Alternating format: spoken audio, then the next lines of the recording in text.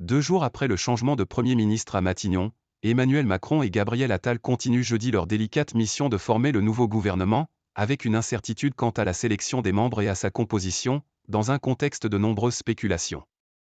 Y aura-t-il un conseil des ministres avant la fin de la semaine? Il faut, pour cela, une équipe gouvernementale. Le dévoilement de cette nouvelle équipe jeudi après-midi n'est pas exclu, selon une source dans l'entourage présidentiel. Selon une autre source proche des tractations, le président et son nouveau Premier ministre pourraient opter pour une annonce en 2 temps, une première salve rapide concernant les ministres de plein exercice, une seconde, ultérieure, complétant le casting avec les secrétaires d'État. Beaucoup de changements à prévoir?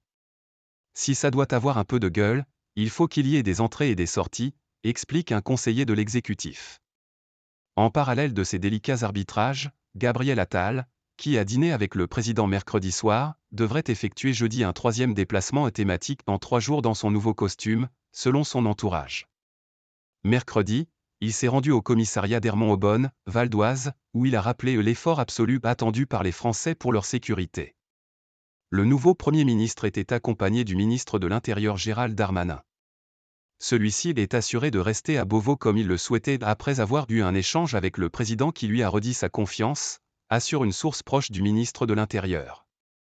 Après avoir vu son nom circuler pour Matignon, Sébastien Lecornu pourrait conserver le portefeuille des armées. Bruno Le Maire, autre poids lourd du gouvernement, est aussi donné restant à Bercy, de même qu'Éric Dupond-Moretti à la justice.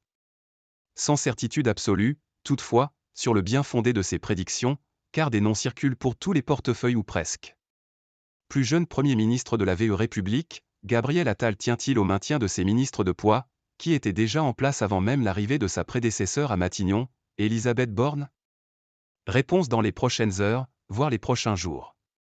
L'aile gauche en disgrâce? Parmi les noms circulants pour entrer au gouvernement figure celui de Christine Lagarde, présidente de la Banque Centrale Européenne, BCE, pour le Quai d'Orsay. Parmi les changements potentiels de portefeuille ministériel, celui d'Aurore Berger, qui pourrait passer des solidarités à l'éducation nationale en remplacement de Gabriel Attal. L'exécutif doit trouver un difficile équilibre pour la composition d'une équipe gouvernementale que certains voudraient plus resserrer.